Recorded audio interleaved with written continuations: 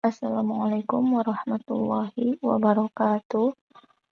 Alhamdulillahilladzi an'amana bi ni'matil imani wal islam wa nusalli wa nusallimu ala khairil anami sayyidina Muhammad wa ala alihi wa sahbihi ajma'in amma ba'd. Kami dari kelompok 3 filsafat bahasa yang beranggotakan saya Witarsi, kemudian saudara Asef Fahmi Sulaiman dan saudara Al-Faraisa Farasafira. Di sini kami akan menyampaikan tentang perkembangan pemikiran filsafat bahasa itu pada zaman Yunani. Perkembangan pemikiran filsafat bahasa yang pertama yaitu pada zaman pra-Sokrates yang akan disampaikan oleh Al-Faraisa Farasafira.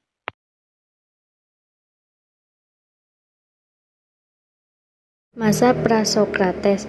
Bangsa Yunani sejak lama dikenal sebagai bangsa yang gemar akan olah pikirnya.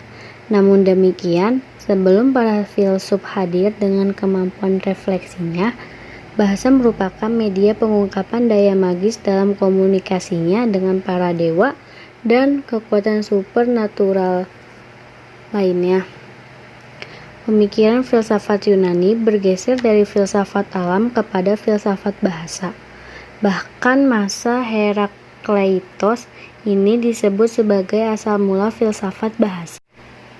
Adapun pertentangan antara Fisei dan Nomos, perhatian para filsuf terhadap bahasa nampaknya menjadi semakin kental, dan saat itu muncul persoalan filosofis, yaitu apakah bahasa itu dikuasai oleh alam, nature atau Fisei, ataukah bahasa itu bersifat konvensi atau nomos. Pendapat yang menyatakan bahwa bahasa adalah bersifat alamiah, yaitu bahwa bahasa mempunyai hubungan dengan asal-usul, sumber dalam prinsip-prinsip abadi dan tak dapat diganti di luar manusia itu sendiri dan karena itu tidak dapat ditolak. Kaum konvensionalis berpendapat bahwa makna bahasa diperoleh dari hasil-hasil tradisi. Kebiasaan-kebiasaan berupa tacit agreement yang artinya persetujuan diam. Karena hal ini merupakan tradisi, maka dapat dilanggar dan dapat berubah dalam perjalanan zaman. Kaum sofis. Pada pertengahan abad 5 sebelum Masehi, Athena menjadi pusat baru seluruh kebudayaan Yunani. Waktu itu di bidang politik, Athena memainkan peranan yang sangat penting di bawah pimpinan Perikles. Demikian juga halnya dengan filsafat. Terdapatlah suatu golongan yang dinamakan sofistik, sehingga penganutnya dinamakan kaum sofis. Mereka terkenal karena ahli di bidang retorika dan ahli berpidato. Perkembangan pemikiran filsafat bahasa yang selanjutnya yaitu pada masa Sokrates, Plato, dan Aristoteles yang akan disampaikan oleh Asef Fahmi Sulaiman.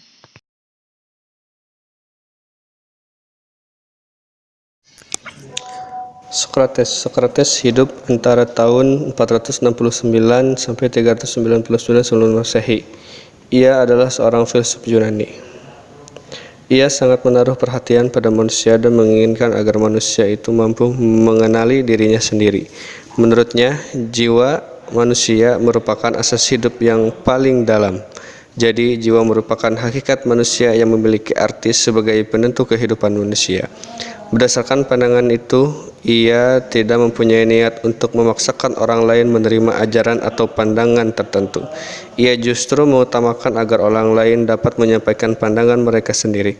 Untuk itu, ia menggunakan metode dialektika, yaitu dengan cara melakukan dialog dengan orang lain sehingga orang lain dapat mengemukakan atau menjelaskan pandangan atau idenya. Dengan demikian dapat timbul pandangan atau alternatif yang baru. Sokrates tidak meninggalkan tulisan-tulisan tentang pandangannya. Namun pandangan Sokrates tadi dikemukakan oleh Plato, salah seorang muridnya. Pada zaman Sokrates, bahasa bahkan menjadi pusat perhatian filsafat ketika retorika menjadi medium utama dalam dialog filsafat.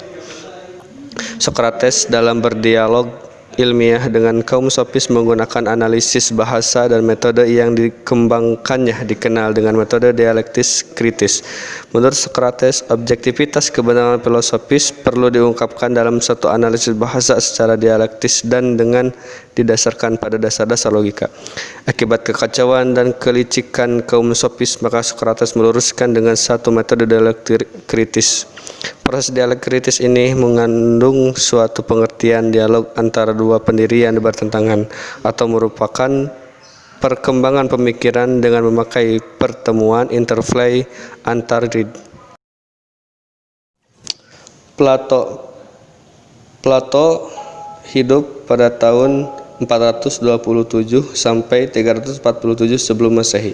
Ia seorang filsuf Athena yang menuangkan karya filosofisnya diwujudkan melalui bentuk dialog. Persoalan dikotomi tentang hakikat bahasa Visay, yaitu bahasa mempunyai hubungan dengan asal-usul, sumber dalam prinsip-prinsip abadi dan tidak dapat diganti di luar manusia itu sendiri dan karena itu tidak dapat ditolak, dan nomos bahwa bahasa bersifat konvensi. Bahasa diperoleh dari hasil-hasil tradisi, kebiasaan berupa tacit agreement, persetujuan diam. Bahasa bukan pemberian Tuhan, melainkan bersifat konvensional. Tertuang dalam dialog Cratylus dan Hermogenes, Plato mengemukakan doktrinnya yang disebut onomatopeia. Filsafat bahasa Plato inilah yang mampu menjembatani jurang antara nama-nama dengan benda-benda. Plato mengemukakan pandangannya bahwa realitas yang mendasar adalah ide atau ide. Ia percaya bahwa alam yang kita lihat atau alam empiris yang mengalami perubahan itu bukanlah realitas yang sebenarnya. Dunia penglihatan atau dunia persepsi yang di dunia yang konkret ini hanyalah bayangan dari ide-ide yang bersifat abadi dan imaterial. Plato menyatakan bahwa ada dua tangkapan inderawi atau dunia nyata dan dunia ide. Untuk memasuki dunia ide diperlukan adanya tenaga kejiwaan yang besar dan untuk itu manusia harus meninggalkan kebiasaan hidupnya, meninggalkan nafsu serta senantiasa berbuat kebajikan. Plato menyatakan pula bahwa jiwa manusia terdiri dari 3 tingkat, yaitu bagian tinggi ialah akal budi, bagian tengah diisi oleh rasa atau keinginan, dan bagian bawah ditempati oleh nafsu. Akal budilah yang dapat digunakan untuk melihat ide serta menertibkan jiwa-jiwa yang ada pada bagian tengah dan bawah. Aristoteles hidup pada tahun 384 sampai 322 sebelum Masehi. Pernah menjadi murid Plato selama 20 tahun hingga Plato meninggal. Ia senang melakukan perjalanan ke berbagai tempat dan pernah menjadi guru Pangeran Alexander yang kemudian menjadi Raja Alexander yang Agung. Ia juga mendirikan sebuah sekolah yang disebut Lyceum. Aristoteles merupakan seorang pemikir yang kritis, banyak melakukan penelitian dan mengembangkan pengetahuan pada masa hidupnya. Ia banyak menaruh perhatian pada ilmu kealaman dan kedokteran. Tulisan-tulisannya dapat dikatakan meliputi segala ilmu yang dikenal pada masanya, termasuk ilmu kealaman, masyarakat dan negara, sastra dan kesenian, serta kehidupan manusia. Aristoteles seorang filsuf dari Stagira yang memiliki karya yang cukup banyak, misalnya tentang prinsip kausalitas, logika, kategori, demikian pula tentang filsafat bahasa. Aristoteles mengemukakan pemikiran filosofisnya bahwa terdapat sesuatu yang tetap akan tetapi tidak dalam suatu dunia ideal, melainkan dalam benda-benda jasmani sendiri. Teori Aristoteles disebut juga istilah hilemorfisme, yaitu teori bentuk materi. Perkembangan pemikiran filsafat bahasa yang terakhir yaitu pada masa Stoa. Filsafat Stoa merupakan suatu aliran dalam filsafat yang juga dikenal dengan nama Stoicisme. Nah, pendiri dari filsafat ini adalah Zeno. Dia merupakan seorang filsafat Yunani kuno yang pernah menjadi murid dari seorang filsuf aliran kinisme, sehingga pemikiran-pemikirannya sangat dipengaruhi oleh aliran tersebut. Nah, Stoa itu diambil dari nama sebuah tempat. Nah, jadi di tempat itu banyak para filsuf berkumpul. Stoa Poikile, yang artinya balai bertiang warna-warni. Nah, perkembangan Stoa ini ada 3 tahapan, atau ada 3 perkembangan. Yang pertama ada Stoa tua, kemudian Stoa menengah, dan Stoa muda. Nah, Stoa tua itu tokoh-tokohnya diantaranya ada Zeno. Kemudian Stoa menengah, tokohnya diantaranya ada Vanetios. Dan Stoa muda, tokohnya diantaranya ada Seneca. Nah, filsafat Stoa ini sangat mengagumi tatanan dan keteraturan yang ada di dunia, sama halnya dengan Epikuros. Nah, Zeno itu berpendapat bahwa logos itu merupakan hal yang mendasari keberadaan alam semesta dan segala keteraturan yang ada di dunia, bukanlah suatu kebetulan. Nah, Zeno juga mengartikan logos itu bukan hanya sebagai rasio manusia saja, tetapi dia mengartikan juga bahwa logos itu adalah rasio dunia yang bersifat kreatif. Nah, logos ini sebagai poros bagi keteraturan serta penunjuk arah untuk menemukan suatu tujuan yang hakiki. Nah, Zeno berpendapat bahwa keteraturan itu adalah sebuah nasib, juga takdir gitu. Nah, segala sesuatu yang ada di dalam realitas tidaklah terlepas dari hukum tersebut. Mazhab Stoa atau aliran Stoa atau Stoicisme ini memiliki pengaruh yang sangat besar di zaman Perjanjian Baru. Stoa atau aliran Stoa meyakini baik manusia ataupun dunia pada akhirnya akan berprinsip akal budi.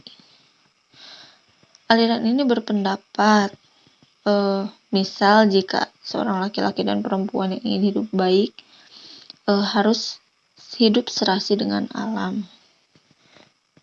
Nah, penganut aliran ini menjalani hidup dengan swasembada, yaitu mencukupi diri sendiri. Nah, dalam artikel yang ditulis oleh Wanus, beliau mengutip dari buku Parera, mengatakan bahwasannya kaum Stoa memang merupakan tampak merintis ke arah pengembangan suatu tata bahasa, walaupun sifatnya dianggap masih sebatas spekulatif. Jadi mungkin maksudnya segala sesuatu yang terjadi di aliran Stoa ini besar kontribusinya terhadap filsafat bahasa, seperti itu. Mungkin cukup sekian dari kelompok 3. Terima kasih atas perhatiannya. Wassalamualaikum warahmatullahi wabarakatuh.